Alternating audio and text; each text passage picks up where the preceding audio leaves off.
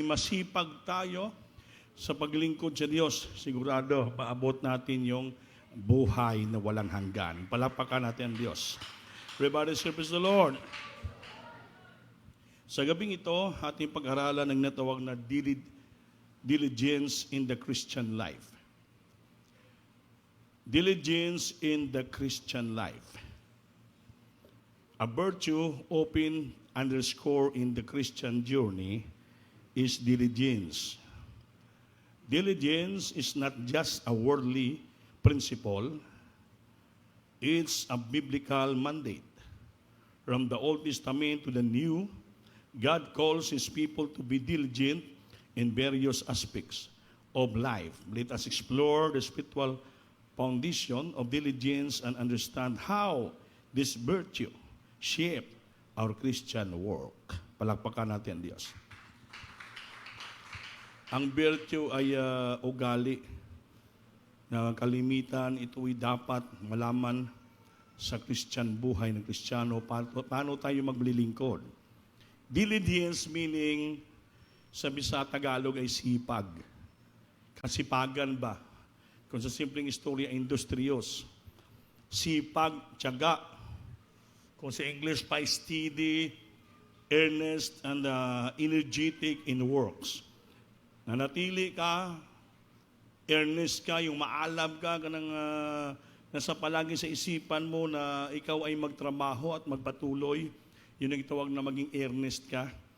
Then energetic in every work. Energetic talagang kusgan, malakas ka, masipag ka sa bawat gawa mo, especially sa gawain ng ating mahal na Panginoon. So, diligence in a Christian life. Amen ba? So, tinawag tayo upang maging masipag. The call to diligence. Ito po, dapat tinawag tayo ng Diyos upang tayo po maging masipag sa pagplastar, pagsagawa ng ating buhay. Eh, hindi tayo maging masipag, mga minal, hindi po tayo makarating sa pagpapala. Pag-ibasa lang po, Proverbs chapter 10, verse 4. Ano nakalagay dito sa Proverbs chapter 10, verse 4? Praise the Lord. Sa aklat ng mga kawikaan, Kabanata 10, ang talata ay 4. Siya ay nagiging dukha na gumagawa ng kamay na walang kasipagan, ngunit yumayaman ang kamay ng masipag. Amen. Amen. Palakpakan natin Diyos. Siya ay nagiging dukha, mahirap dukha, na gumagawa ng kamay na walang kasipagan. Ngunit yumayaman ang kamay na masipag. Palakpakan po natin ang Diyos. So lahat tayo tinawag ng Diyos sa ministering ito, tinawag tayo ng Panginoon upang ating kamay maging masipag. Ang ibig sabihin ng diligence, kasipagan, maraming ibig sabihin po yon. Amen ba? Kaya tinawag tayo, the call to diligence in a Christian life. Ang ibig sabihin ng kasipagan, ang ibig sabihin ng diligence, ito, he become it poor that dealeth with a slack hand. Maging mahirap ka, maging pobre ka kung ay tamad ang kamay mo. Ngunit sa mga masipag na kamay, but the hands of diligent make it rich. Ang kamay na masipag ay siguradong yayaman. Gusto mo bang yumaman? Maraming ibig kasipagan. Tinawag na tayo ng Diyos the call to become diligence.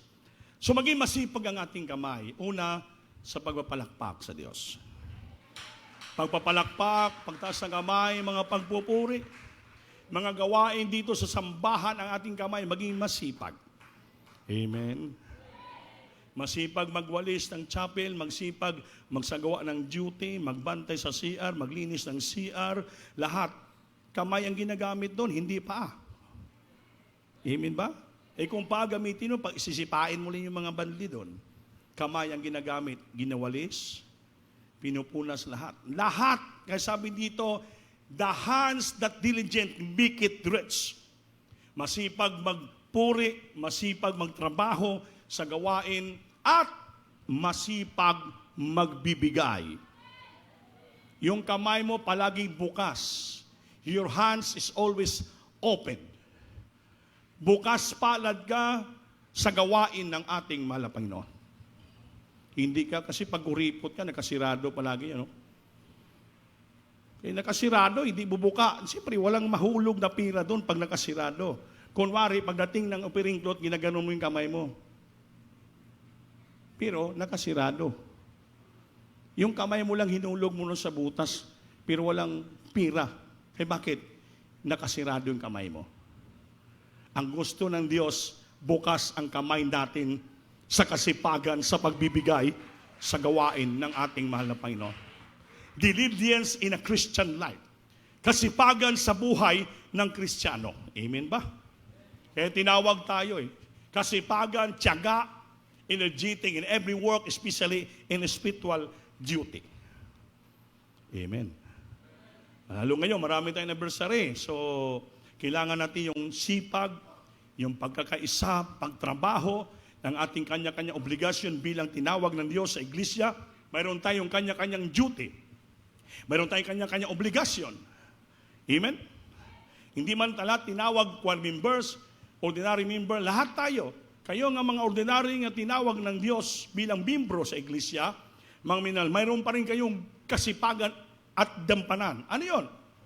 Mangaral kayo ng Ebanghelyo, magtestimony kayo, magdala kayo ng mga kaluluwa nga baguhan sa darating na anibersaryo. Hindi lang necessaryo sa bawat gawain dapat may dala kayong mga kaluluwa. Kasipagan po yan, to preach the gospel, to share the people outside, to share your neighbors, your friends, your loved ones, your family. Siran mo sila. Yan ang tawag na diligence. Your diligence in preaching the gospel. Diligence in giving the testimony to the people. Yun pong gusto ng ating mahal na Panginoon. Diligent in giving and support to the church. Amen ba? Kung ikaw tinawag, maging adult choir member, lahat na choir ka, tinawag ka. So, ang iyong diligent triply. Nagbibigay ka na ng pledges, bibigay ng supering mo, then pinagpapala ka ng Diyos. Meron ka pang duty sa church. Marami kang dapat gagampanan. Yun ipakita natin how we are called to be diligence. Amen ba? Nagkakaisa po tayo. Natutuwa nga ako dito kuminsan may mga bata dito na mga nag-stage pastoral. Nung nakita ng mga mama, ng kapatid, uy dong, grabe, sipag mo rito sa sambahan Pag sa bahay, hindi ka mahugas ng plato. Amen.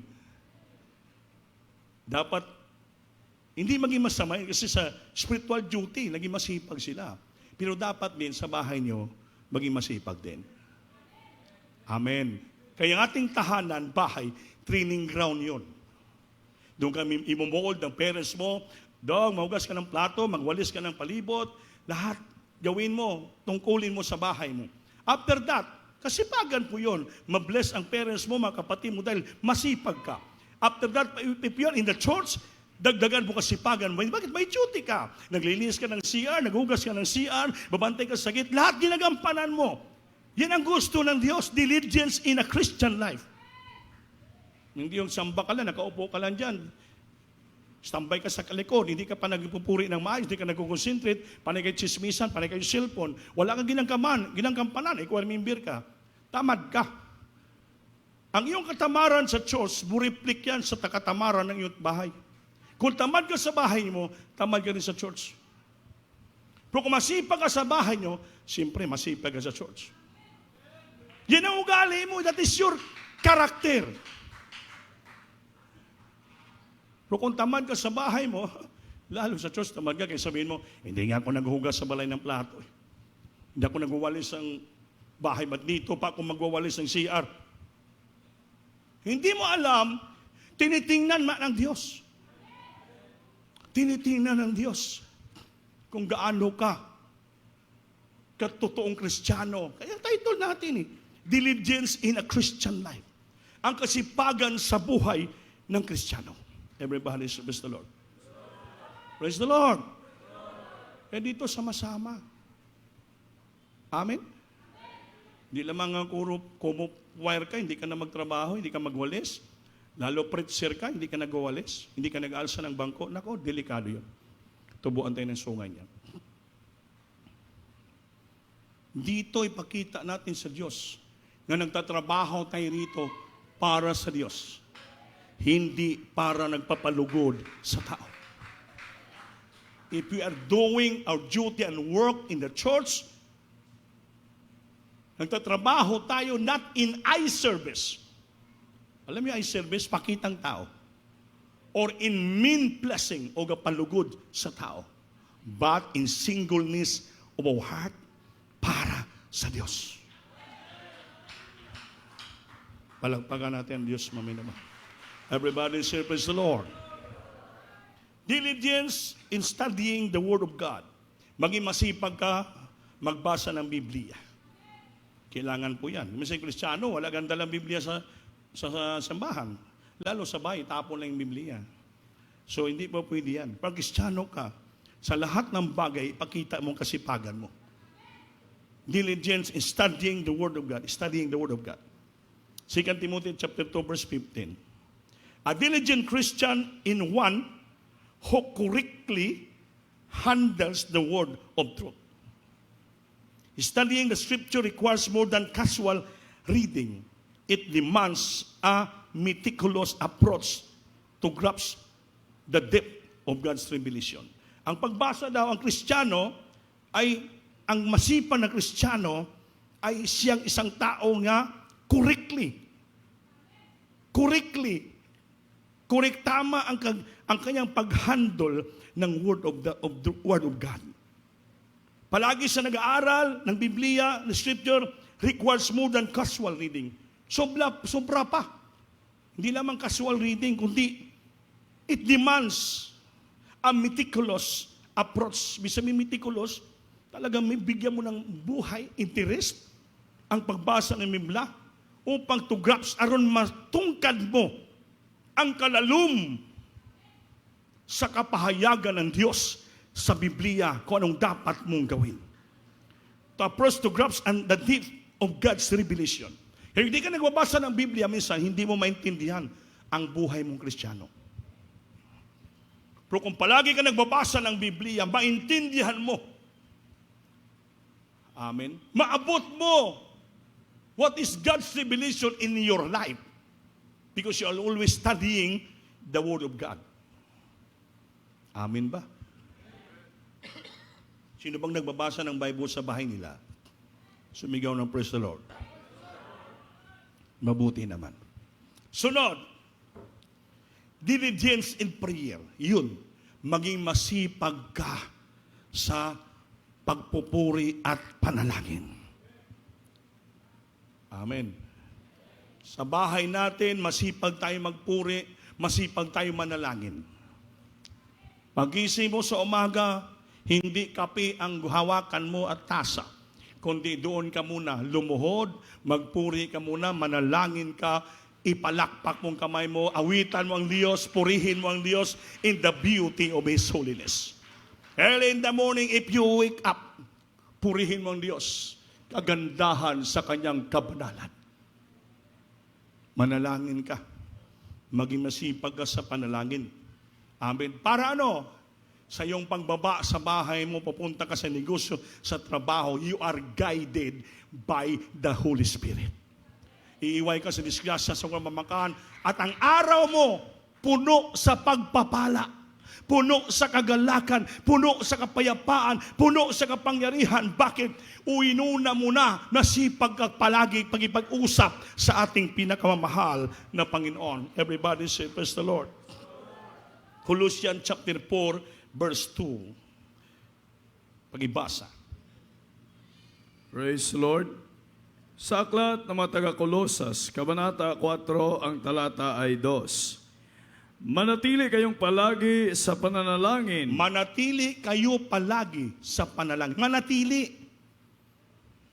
Na kayo'y magpuyat na may pagpapasalamat. Puyat, overnight yun. Magising ka sa gabi, matulog ka, alas 10, magising ka, magkaroon ka ng personal devotion. Watchful and thankful. Magpuyat ka at magpasalamat. Palagpakan natin ang Diyos. Manatili kayong palagi sa panalangin. Kayo ba'y nanatili? Manatili, ibig sabihin, palagi, kanunay, always consistent, palagi in prayer, palagi. Masipag, diligent in prayer. At kayo'y bangag puyat na may pagpapasalamat. Tama? Nasa Bible yun. Yung prayer may kasamang pagpupuyat at pagpasalamat. Yan ang turo ng Biblia. Manalangin ka, manatili sa panalangin, at na kayo'y mangagpuyat na may pagpapasalamat. Gaya ang ginagawa ng ating beloved parents in the Lord, mga pastor, tinuro sa atin. Sa church, may general prayer kami. Tulad dito paggabi, 4 to 7. Sa church, sa Manila, kasi maraming worker, maraming assignment, kaya ang puri doon, 8 ng gabi hanggang alas 12. Kaya halos walang tulog yung mga manggagawa. Ang may mga pastor, after 12 o'clock, hindi pa siya matutulog. Doon sa balkon, may rocking chair po siya. Nakaupo lang siya doon. Bakit rocking chair na po ng mga pastor? Para hindi siya makatulog ng maayos. So yung rocking chair, gano'n eh. Pag gano'n mo, mahulog ka. Kaya pag na gano'n, si mga pastor, palakpak naman. Puri na puri hanggang magdamag. Lumuluhod hanggang magdamag. Grabing pasalamat. Kaya sabi Baraan, kailangan gawin mo yan dahil may mga kapatiran, minsan madaling araw, umaalis na papuntang trabaho. Papuntang trabaho, kaya kailangan nilang prayer, proteksyon ng Diyos. Kung pastor ka, pastor ang tupa, kailangan manatili ka sa panalangin. Always in your knee. Palagi na lumuluhod ka natin sa panalangin, magpuyat ka palagi magpasalamat. Di makapatiran, maarabalang araw, umaalis papuntang trabaho. Kaya walang tigil hanggang alas 4 ng umaga. Nagpupuri mga pastor.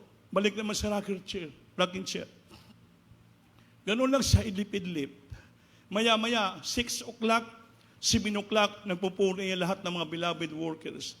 Gigising naman ng mga pastor para sa general prayer hanggang alas 3 ng hapon. Yan pong buhay sa Pastoral House.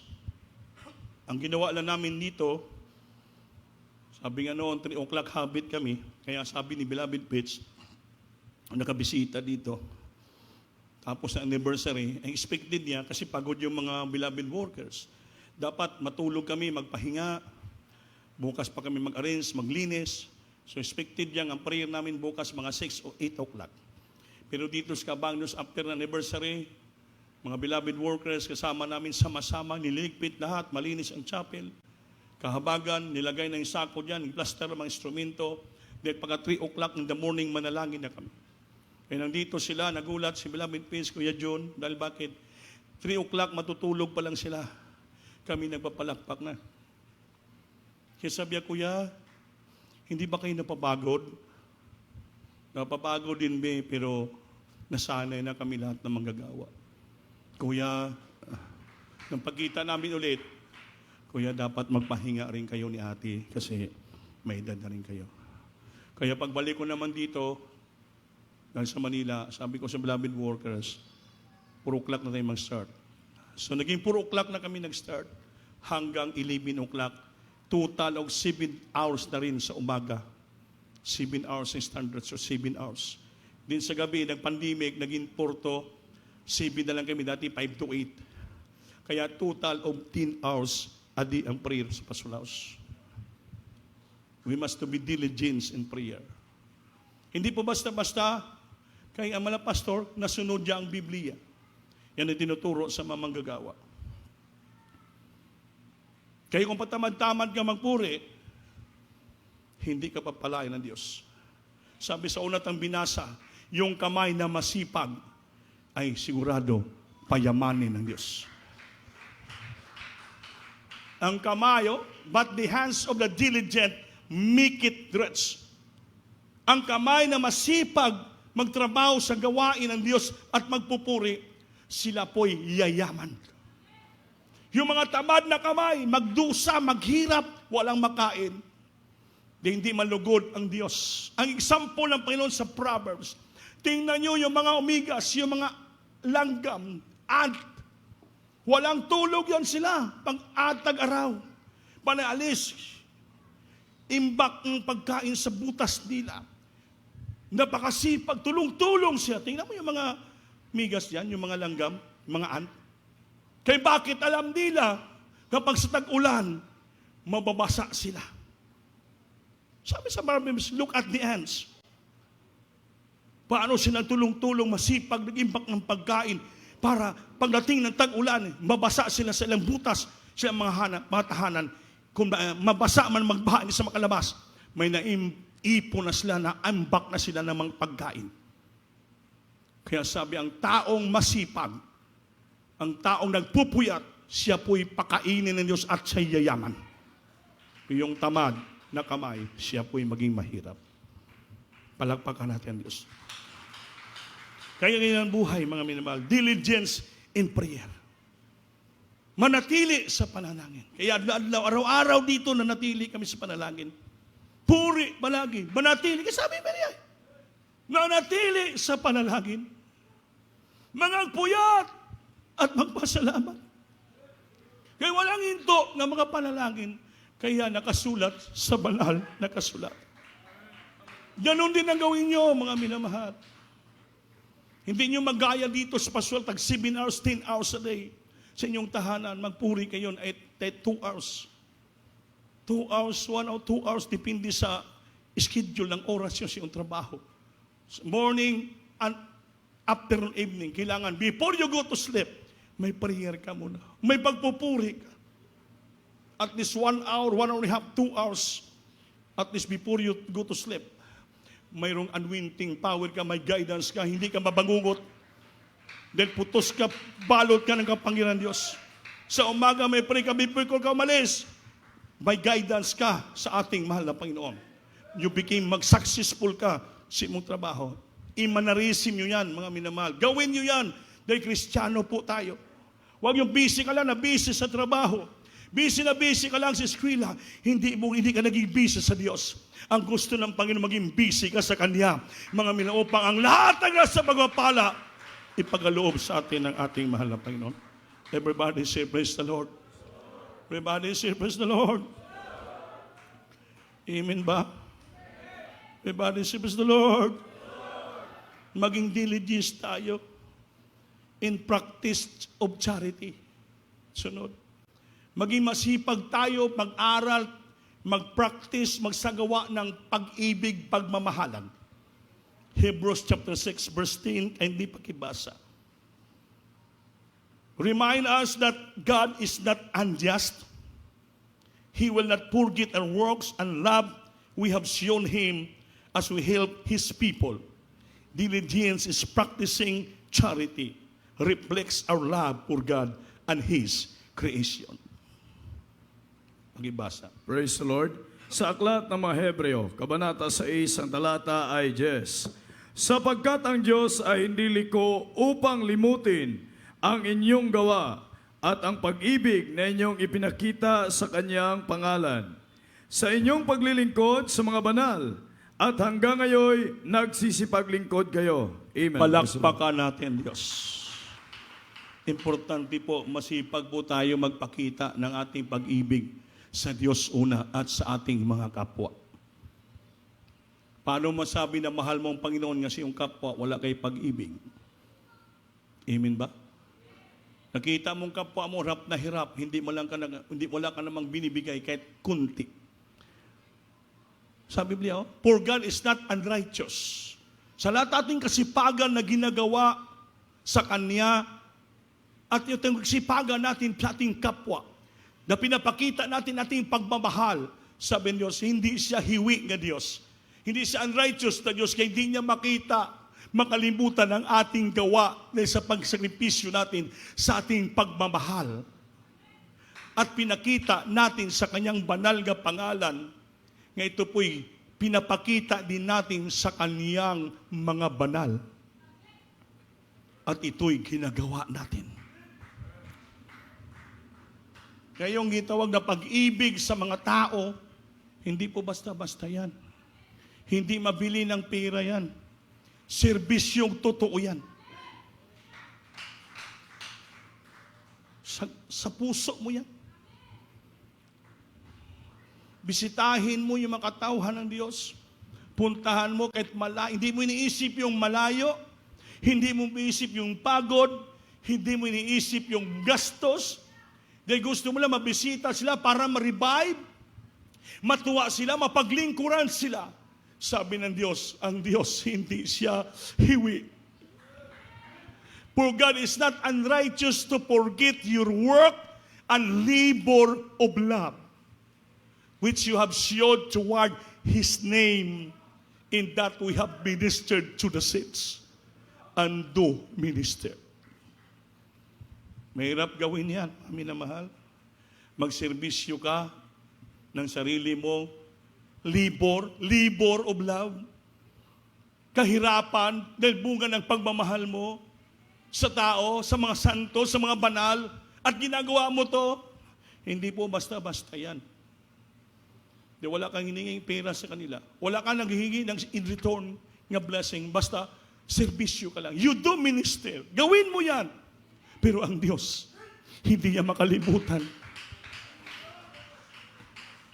ang ating mga ginagawa at paghihirap, pagpapagal sa ating pag-ibig sa Kanya at sa mga tao, sa iyang mga anak. At ito'y ginagawa namin hanggang sa lukuyan. Kaya mami naman yung pagmamahalan, pagtutulungan, hindi po ito basta-basta.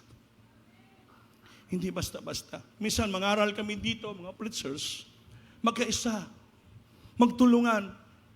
Alam mo, hindi basta-basta po yun. Pag mayroon nag-encourage sa iyo, na sabihin, magtulong ka, wag mo iniglik yan. Kaya yan ang gusto ng Diyos. In that you have ministered to the saints and do minister. Ano sa Tagalog yun? Ulitin mo.